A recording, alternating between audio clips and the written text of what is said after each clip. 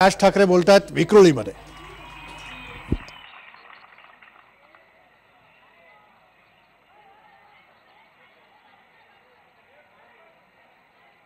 प्रचार सभा घ्यायला जरा सुरुवात करायला उशीर झाला।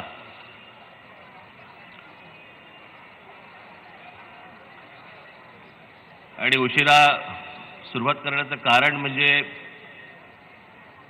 माझा मुलगा अमित हॉस्पिटलमध्ये होता, त्याच्यामुळे मला बाहेर पडता आलं नाही।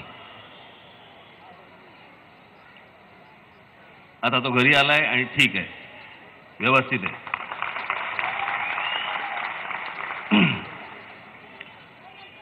आणि म्हणून मला त्या सगळ्या अख्ख्या गेल्या 7-8 दिवसामध्ये काही मला हालचालच करता आली नाही।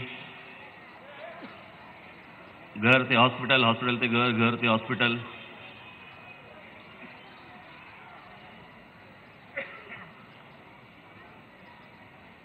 पण या काय बातम्या काही लपून राहत नाहीत।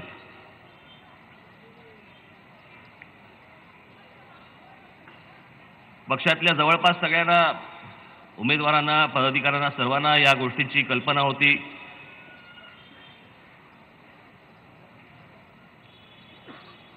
आणि कल्पना असून देखील मी मैदानात नसताना देखील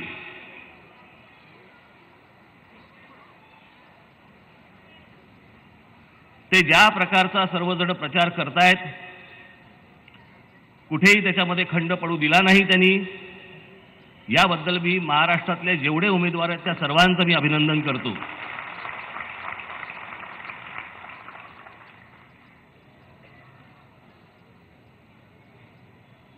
मला अनेक फोन आले, अनेक काय बोलायचं काय, काय सांगायचं काय।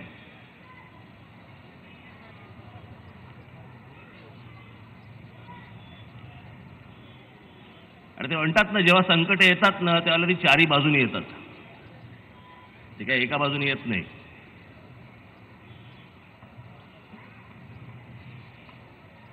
पण त्या संकटांवरती मात करणं हे आपलं काम आहे।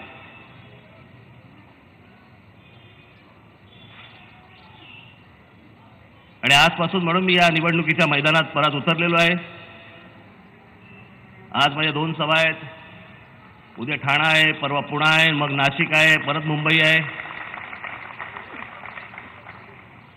आणि इतक्या दिवसामध्ये मी पण जरा बघत होतो काय काय चाललंय।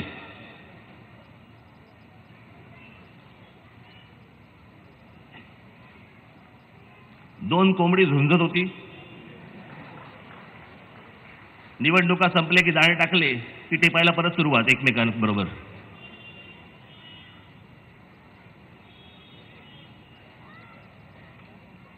आणि करमणूक खूप झाली। मला असं वाटतं करमणूक आता रोज वर्तमानपत्रातनं, चॅनलमधनं तेच बोलतायत। मला काल असाच एक गोष्ट जुनी आठवली। आत्ताची एकूण परिस्थिती पाहता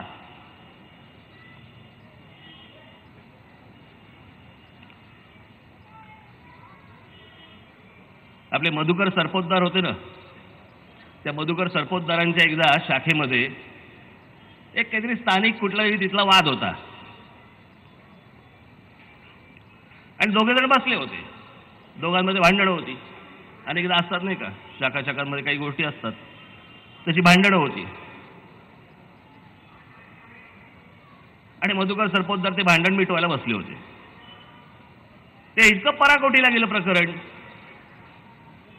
की त्यातला एक जण बोलला, दादा तुम्हाला सांगतो, हा ना वेश्यांकडे जातो।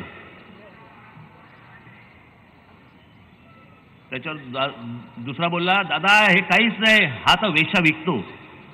त्याच्यावरती सरपोतदार बोलले, पण ह्याचा पक्षाशी काय संबंध? आज जी भांडणं चालू आहेत शिवसेना भाजपमध्ये, त्याचा मुंबई महानगरपालिकेशी काय संबंध आहे? काही संबंध नाही, तुमच्या जगण्याशी काही संबंध नाही त्याचा।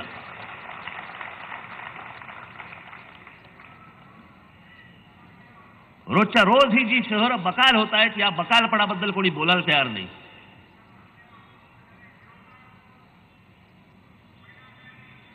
आणि म्हणून जरा थोडंसं करमणूक कमी, म्हणून जरा म्हटलं प्रबोधन करावं, थोडंसं विचार करत होतो काय काय गोष्टी असतात।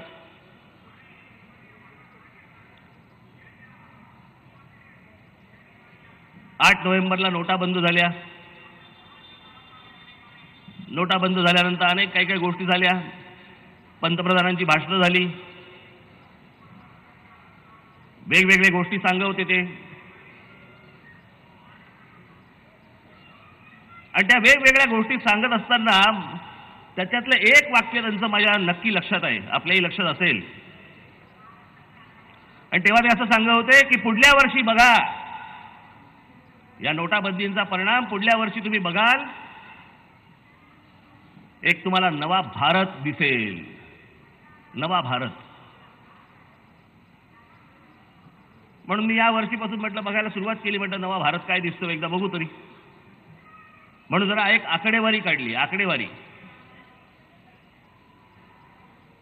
बाकीच्या विषयांवरती मी येईन थोड्या वेळाने. जरा आकडेवारी थोडीशी आपल्या कानावरती पडली, महाराष्ट्रातल्या जनतेच्या कानावरती पडली, बरं वाटेल. काही फरक पडलाय की नाही पडलाय. आज साधारणपणे देशामध्ये 5 राज्यांमध्ये निवडणुका सुरू आहेत. 5 राज्यांमध्ये.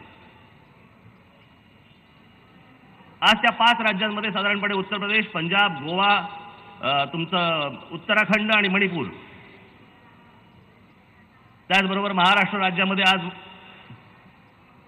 महानगरपालिकांच्या निवडणुका आहेत, जिल्हा परिषद आहेत, पंचायत समिती आहेत.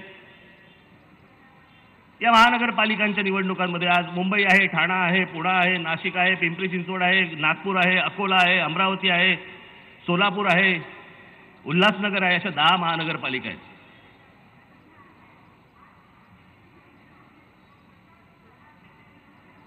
मी साधा एक आकडेवारी सहज काढली की बाबा आता विधानसभा निवडणुका सुरू आहेत 5 राज्यांमध्ये. किती उमेदवार उभे आहेत पक्षाचे, अपक्ष नाही. मी अपक्ष धरलेलं नाही कारण मला माहितीच नाही.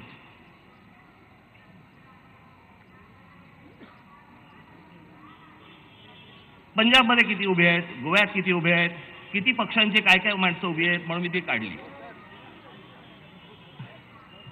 तर साधारणपणे पंजाबमध्ये उमेदवार आहेत 1145. ऐका मी काय बोलतो ते नीट ऐका. पंजाबमध्ये उमेदवार आहेत 1145. गोव्यामध्ये आहेत 251. उत्तराखंडमध्ये आहेत 300. उत्तर प्रदेशमध्ये आहेत 1531. मणिपूरमध्ये आहेत 135. म्हणजे एकूण आहे 3362. हे मी सगळ्या पक्षांची मिळून बोलतोय, यात अपक्ष नाही. निवडणूक आयोग नावाची एक प्रक्रिया आहे जी फक्त निवडणुकीच्या वेळेला तुमचे जर होर्डिंग लागले असेल किंवा तुमचा बोर्ड लागला असेल तर ते झाकायला येतात. बाकी यांचा उपयोग काही नसतो. त्या निवडणूक आयोगाने दिलेला जो खर्च आहे, अधिकृतरित्या करायचा खर्च, हा आमदाराला 25 लाख रुपये आहे आणि नगरसेवकाला 10 लाख रुपये आहे अधिकृत. बरोबर आहे ना? एवढंच आहे ना?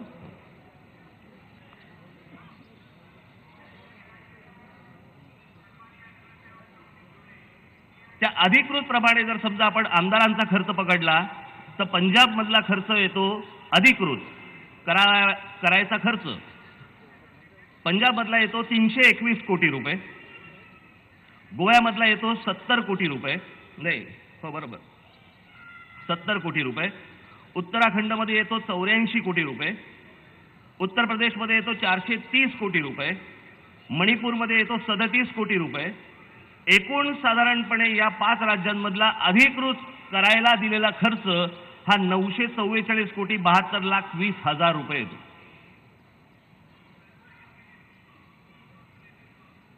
मला माहित नाही कुठून पैसे काढले. एटीएम मधनं काढले, कार्ड स्वाईप केलं. बरं आता बँकेमधनं तुम्हाला पैसे काढायला किती आहेत? आठवड्याला 24,000 रुपये. 25 लाख रुपये कसे काढणार तुम्ही? मग तुम्ही म्हणाल की आम्ही चेक दिले. कोणाला? वडापाववाल्याला. सगळ्या ठिकाणी कॅश चालू आहे. सगळ्या ठिकाणी कॅश चालू आहे. कोणती कॅशलेस, कोणता कॅशलेस भारत आणत होते? कॅशलेस. मध्यंतरी माझ्याकडे एक भारतीय जनता पक्षाचे एक आमदार आले होते. झाले त्याला 1-2-3 महिने झाले. त्यांच्या तोंडचं वाक्य सांगतो. सहज बसले होते. बसल्या बसल्या मला त्यांनी सांगितलं की म्हणे गेल्या 2014च्या निवडणुकीला म्हणे आम्हाला काही गरज नव्हती म्हणे पैशाची, आमच्याकडे पैसे आहेत म्हणे, तरीही पक्षाने प्रत्येक उमेदवाराला महाराष्ट्रातल्या 1-1 कोटी रुपये पाठवले, म्हणजे 288 कोटी रुपये. आता तीच गोष्ट जर समजा आपण आता उत्तर प्रदेशला लागू केली तर साधारणपणे तिकडे भारतीय जनता पक्षाचे उमेदवार आहेत 400, म्हणजे 400 कोटी रुपये झाले. म्हणजे समाजवादी पार्टी आणि काँग्रेस मिळून ते 400 कोटी खर्च करणार, म्हणजे मायावती त्या 400 कोटी रुपये खर्च करणार, म्हणजे साधारणपणे 1200 कोटी रुपये असेच खर्च होणार. मला कळणार आहे नवीन भारत कुठचा दिसला तो. यात नवीन भारत कुठला आला?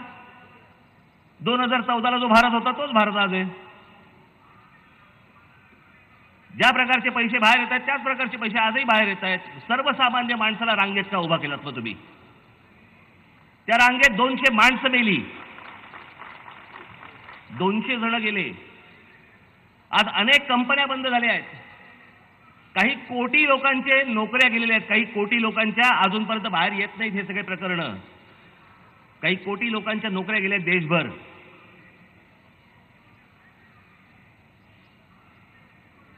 नोटाबंदी का केली? काय नव्याने घडलं? आणि तेच पंतप्रधान 31 तारखेला काही बोलतील असं वाटलं होतं, त्या विषयावरती काही बोलायला नाही तयार नाहीत. आजही त्या विषयावरती बोलायला तयार नाहीये की किती नेमके पैसे आले, नक्की जमा किती झाले. काल तर एक जण सापडला, पाकिस्तानमधनं 2000 रुपयाच्या खोट्या नोटा बनवल्या गेलेल्या आहेत, त्यातला एक माणूस सापडला. असे किती लोक आले असतील पाकिस्तानामधनं? म्हणजे तुम्ही ज्या खोट्या नोटांचा विषय बोलत होतात त्या खोट्या नोटाही पसरल्या गेलेल्या आहेत आता भारतात.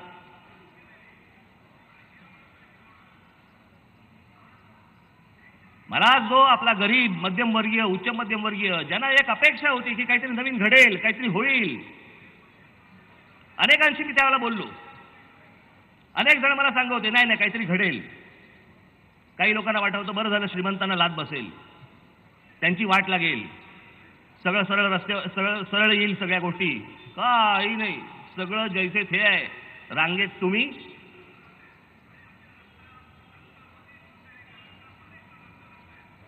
या असल्याच गोष्टींच्या भूलथापांना जर बळी पडून जर समजा मतदान होणार असतील, उगाच नाही हा देश 1000 वर्ष पारतंत्र्यात होता. हा देश 1000 वर्ष. 1010 ते 1011ला ज्याला गजनीचा मोहम्मद आला, त्या गजनीच्या मोहम्मदापासून ते आतापर्यंत ब्रिटिशांपर्यंत 1947 सालापर्यंत 1000 वर्ष हा देश पारतंत्र्यामध्ये होता. का? अशाच वागणुकीने. कारण आपण विचारतच नाही काय झालं, काय होतंय, काय. भारतीय जनता पक्ष आज सांगते पारदर्शी आम्ही सरकार देऊ. कोणतं पारदर्शी? तुम्ही सांगतच नाही यात काय चाललंय ते. म्हणजे आज भारतीय जनता पक्षाकडे रगड पैसा आहे. कुठून आला? सरकार तुमचं, त्याच्यामुळे तुमच्याकडे पैसे आले. मला आज कळते की भारतीय जनता पक्ष स्वतःला ते पार्टी विथ डिफरन्स म्हणतात. म्हणजे काय पार्टी विथ डिफरन्स? याचा अर्थ आमच्याकडे पैसे तुमच्याकडे नाहीत.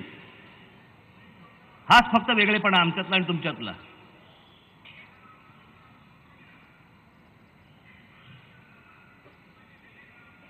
आम्ही विचारतच नाही आहोत. आम्ही फक्त होर्डिंग बघायची, आम्ही फक्त वर्तमानपत्राच्या जाहिराती बघायच्या, आम्ही फक्त व्हॉट्सअपवरती काही गोष्टी चालल्या त्या बघायच्या, भपका बघायचा आणि आम्ही मतदान करून टाकायचं. काय होणार आहे, काय घडणार आहे माहित नाही.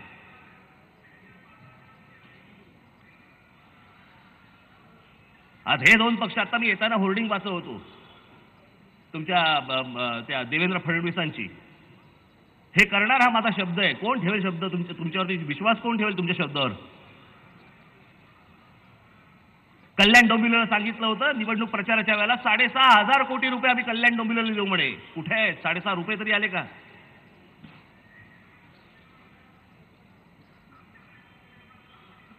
मुंबईसाठी म्हणे आम्ही 10,000 कोटी रुपये देऊ. आहेत का? पहिले खिशात हात घाला ना, भोकं पडलेत ना त्याला.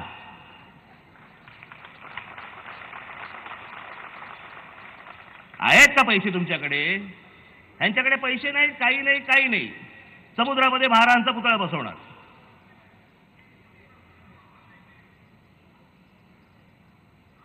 ते म्हणतायत त्याप्रमाणे जर तो समुद्रावरती बसवायचा असेल तर त्याला साधारणपणे 8 ते 10 हजार कोटी रुपये खर्च येईल. आहेत का पैसे? पैसे नाहीत, काही नाही, काही नाही. बस येऊन नुसतं तुमच्या समोर फक्त हे जाहिराती करायच्या, एक भपका, त्याने आम्ही भुलून जातो की बाबा नाही नाही काहीतरी घडतंय, काहीतरी होणार आहे. आज पण शिवसेनेचं काय चाललंय? आता येताना होर्डिंगवरती माननीय बाळासाहेबांचा फोटो टाकलाय. जे बोलतो ते करून दाखवतो. माननीय बाळासाहेबांनी ते सिद्ध करून दाखवलं होतं. तुम्ही पहिलं सिद्ध करा.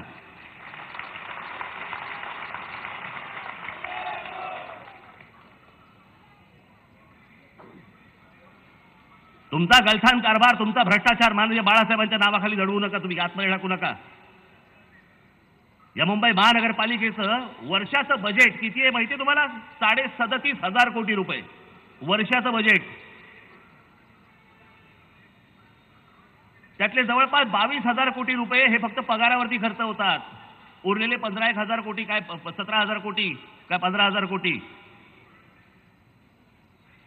15,000 कोटी गेल्या 5 वर्षामध्ये जर समजा आपण काढले तर साधारणपणे 77-78 हजार कोटी रुपये होतात. काय केलं काय ते सांगा त्या 77-78 हजार कोटी रुपयाचं? कोणी प्रश्न विचारत नाहीये. बस हे भांडतायत, हा ह्याला शिवाय देतोय, तो त्यांना शिवाय देतोय. आमची करमणूक.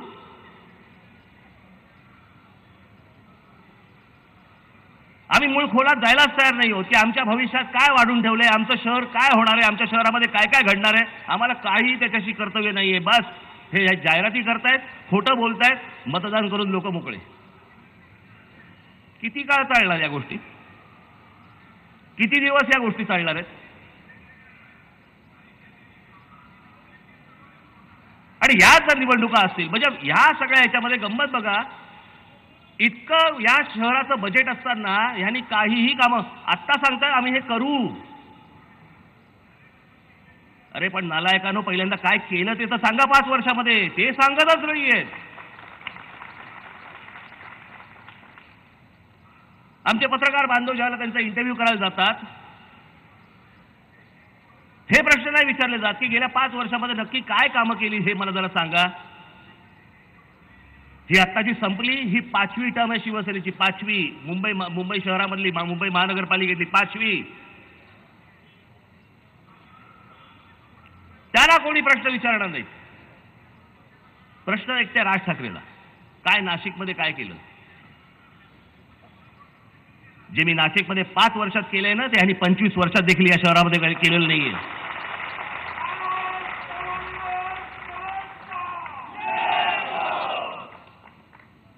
पारदर्शी कारभाराचं म्हणे सर्टिफिकेट मिळालं केंद्रातनं, यांना कुठच्या खात्यातनं मिळालं, कोणी दिलं, काय दिलं माहित नाही मला.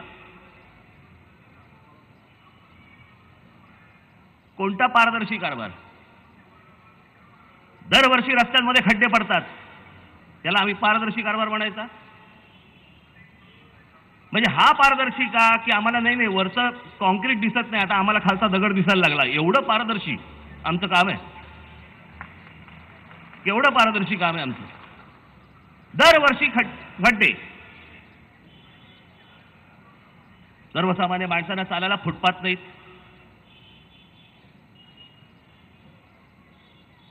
मी नुसतं फक्त त्यांचं बजेट आणलं. बजेट कशावरती किती खर्च केला, फक्त बजेट. डोकंच काम नाही करत. 2012 ते 2015 म्हणजे 2012 ते किती 2013, 2013 ते 2014, 2014 ते 2015, 2015 ते 2016, 17चं यायचं आहे. आरोग्यावरती किती खर्च झाला मुंबई महानगरपालिकेचा? पहिल्या वर्षी 1,835 कोटी, मग 2,174 कोटी, त्याच्यानंतर 2,378 कोटी, त्याच्यानंतर 2,776 कोटी. कसे वाटतात आकडे? मस्त वाटतात की नाही? हे कुठे गेले पैसे, काय गेले, कोणाच्या घरात गेले, कोणाच्या खिशात गेले माहित नाही. आरोग्य व्यवस्था सुधारली नाही. शिक्षणावरती पहिल्या वर्षी 585 कोटी, दुसऱ्या वर्षी 436 कोटी, तिसऱ्या वर्षी 389 कोटी, चौथ्या वर्षी 407 कोटी. कुठे गेलं? आज मुंबई शहरामधल्या मराठी शाळा बंद होत आहेत आणि उर्दू शाळा वाढत आहेत. मराठी शाळा बंद होत आहेत आणि सर्वात जास्ती वाढण्याचं प्रमाण हे उर्दू शाळांचं आहे. लक्षात ठेवा. परवानगी देणारे ह्यांचंच सरकार होतं. परवानगी देणारं उर्दू शाळा वाढतायत. याचा अर्थ कोण वाढतंय, कोण येतंय?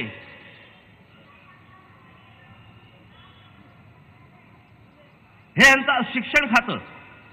रस्ते डागडुजी, खड्डे भरणे. जगाच्या पाठीवर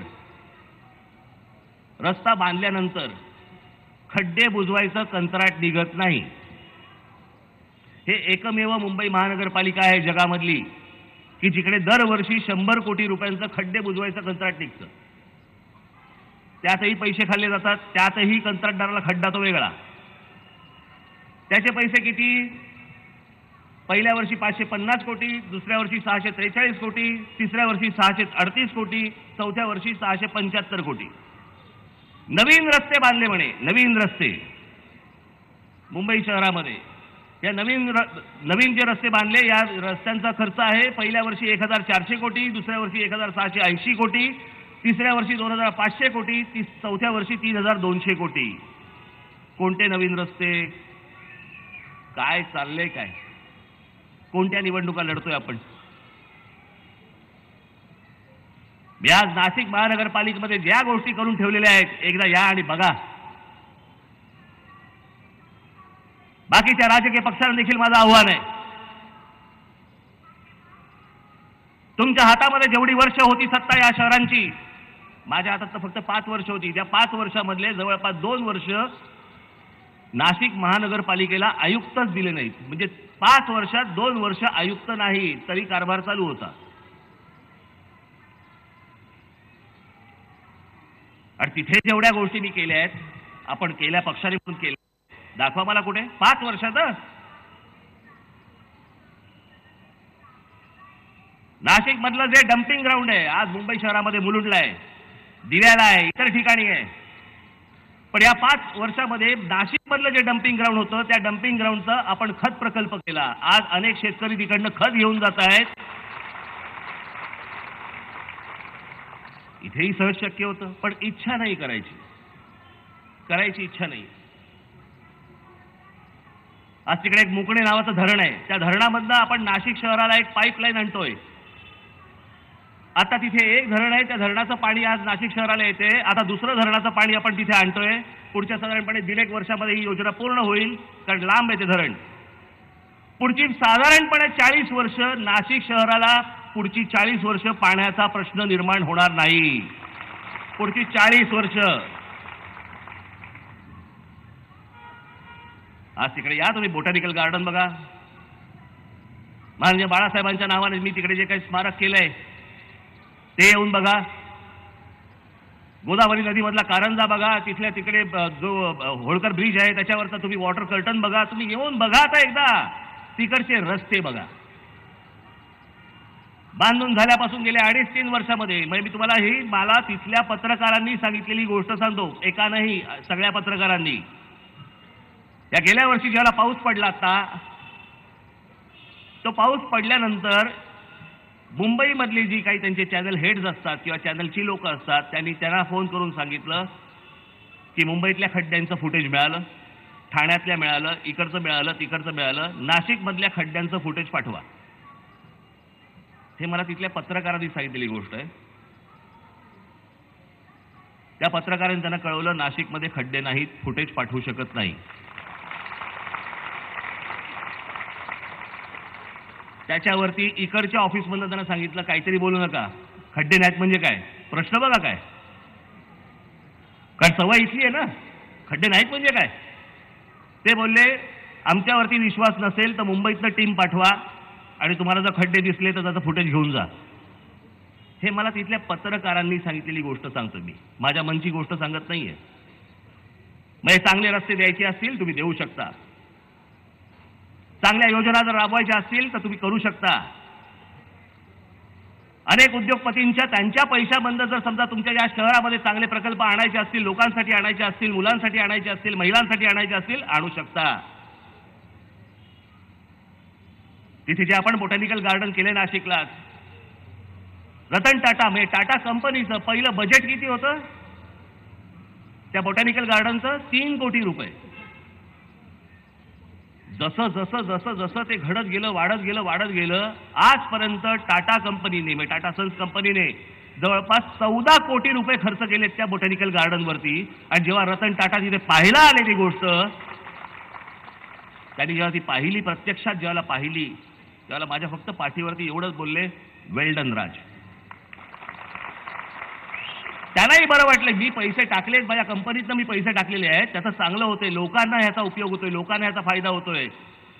भाई ज्या ठिकाणी साधारणपणे 2 माणसं जात नव्हती, ज्या बॉटॅनिकल गार्डनमध्ये 2 माणसं जात नव्हती, वन खात्याची होती ती जागा, आतापर्यंत तिथे जवळपास 50 ते 60 हजार माणसं जाऊन आली आणि तिकडे जो शो बघून आली, ते पार्क बघून आली.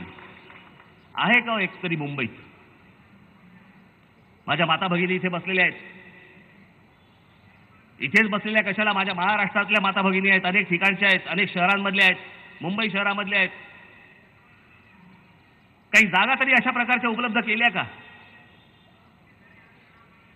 आज माझ्याकडे इथे समोर आज अनेक तरुण इथे उभे आहेत, काही चांगली मैदानं तरी उभी केली का? सगळ्या मोकळ्या जागांची ह्या सगळ्या नगरसेवकांनी, या सगळ्या लोकांनी, या पक्षांनी, शिवसेना आणि भारतीय जनता पक्षांनी आपापले क्लब करून टाकले. पैसे कमवायचं एक नवीन साधन, क्लब मेंबरशिप. तिकडे त्यांचीच फक्त माणसं असणार, म्हणजे मोकळ्या जागा तुमच्या, त्याच्यावरती ह्यांनी उभारले क्लब. तुमच्या हाताला काय लागलं? मला समजत नाही, आपण ह्या निवडणुका कशासाठी, कोणासाठी लढवतोय?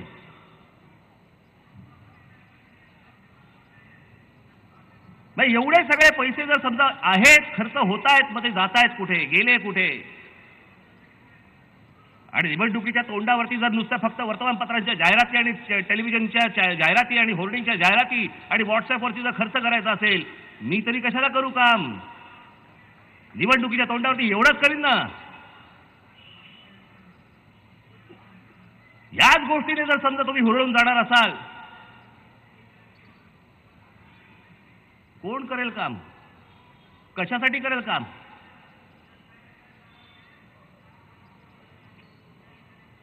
आणि ती दाखवायला त्याला जागा नाहीये, याच्यासाठी म्हणून हे सांगतायत. आज भारतीय जनता पक्ष कोणत्या तोंडाने बोलतो? शिवसेनेने भ्रष्टाचार केला, त्यांनी तर केलाच,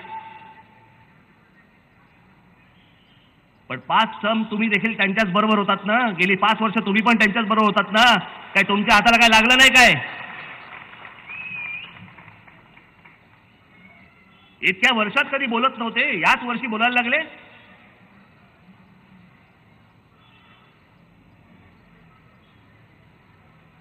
हेच सगळे मुंबईचे लोक भारतीय जनता पक्षाचे बघत होते ना आतापर्यंत. मुंबई महानगरपालिका एकत्रच होतात ना तुम्ही, शिवसेना आणि भारतीय जनता पक्ष.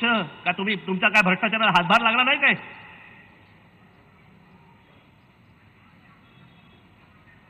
आता ज्या निवडणुकांसाठी जे वारेमाप तुम्ही पैसे खर्च करतात, माणसं फोडायला पैसे खर्च करतायत. भारतीय जनता पक्षाचं मला कळलं नाही, 52 साली जन्माला आलेला पक्ष, याला उमेदवार सापडत नाही अजून. चला दुसऱ्यांच्या घरात बघत असतो, तुला पोर झालं का, मी आणतो फिरून. तुला पोर झालं का, मी आणतो फिरून. चला लोकांची पोरं का फिरवायचा ठेका घेतला का तुम्ही? एवढीच फिरवायची इच्छा असेल तर स्वतः पोरं काढा ना.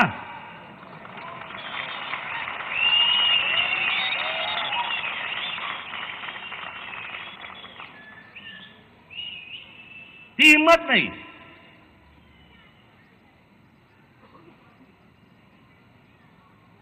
ह्या असल्या पक्षाला घेऊन ह्यांच्या हातात काही खोटं बोलतात. शिवसेनेच्या होर्डिंगवरती लागले 2 तासात म्हणे काय काय काय कुठे जाणार आहे? कोस्टल रोड भुर्र. जायचं कुठे? होणार कधी तो?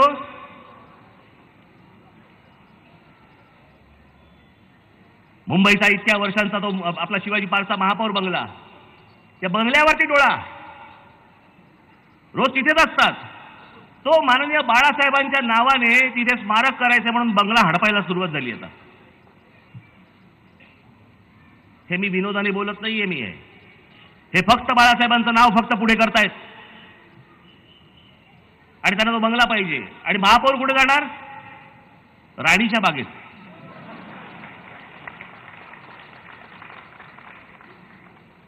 राणीच्या बागेत गेल्यात कधी?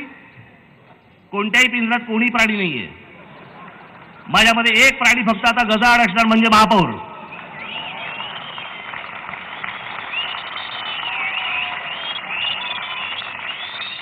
सगळीकडनं लोक दाखवायला येणार, चला चला तुम्हाला राणीच्या बागेत येतो, महापौर बघा कसा दिसतो आमचा. राहून राहून उद्या तिथे जर सेफ्टी फुटली तर करायचं काय याचं? ही अवस्था आणली तुम्ही या शहरावरती. लोक भरभरून प्रेम करतात, लोक भरभरून मतदान करतात, त्याच्या बदल्यात आपण काहीच द्यायचं नाहीये, काहीच देणार नाही होत.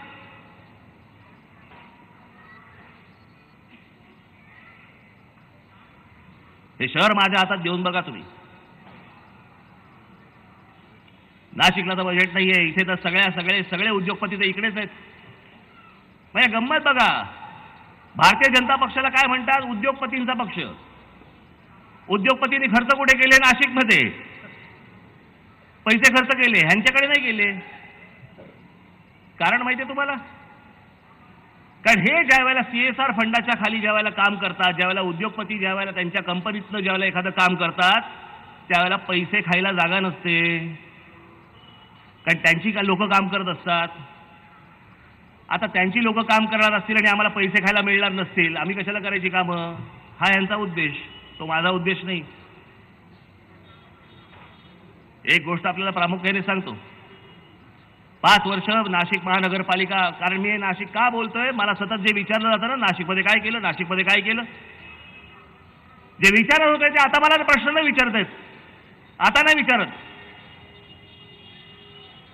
की जे केलंय ते चांगलं केलंय, उत्तम केलंय वगैरे, आता नाही. पण ते त्यावेळेला जे टोप काढून विचारायचे, आता नाही कोणी विचारत. कारण आता कामं दिसत आहेत ना. महाराष्ट्राचा विकास आराखडा ज्या वेळेला मी मांडला त्याच्या अगोदर चालू होतं. कुठे गेला तो विकास आराखडा? ब्ल्यूप्रिंट कुठे गेली? ब्ल्यूप्रिंट कधी जाहीर करणार? ज्या दिवशी जाहीर केली त्याच्यानंतर आजपर्यंत कधी कोणी मला विचारलं नाही काय आहे त्याच्यात. म्हणजे ज्यांनी कामं केली त्याला तुम्ही प्रश्न विचारणार, आणि ज्यांनी आजपर्यंत या शहरांवरती वरवंटा फिरवला त्यांना एक प्रश्न विचारणार नाहीत की इतके पैसे गेले कुठे आणि तुम्ही कामं का केली ती दाखवत का नाही आहात.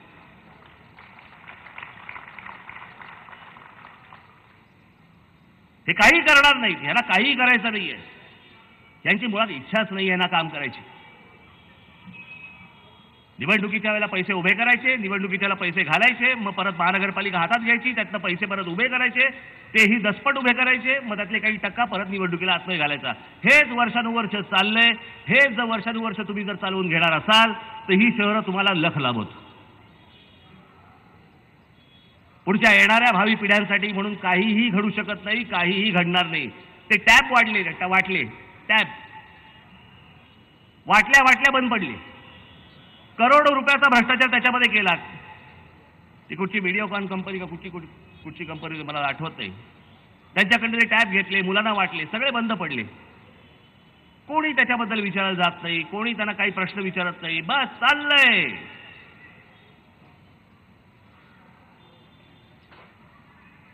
माझी मुंबई महाराष्ट्रातल्या जनतेला फक्त हीच विनंती आहे, हे तुम्हाला सतत खेळवत राहणार, हे सतत तुम्हाला घुमवत राहणार, तुम्ही सतत या गोष्टींना बळी पडत राहणार, ह्यांना मतदान करत राहणार आणि पुन्हा तेच आयुष्य तुम्ही परत जगत राहणार. त्याच प्रकारचं आयुष्य जगायचं असेल तर जगा.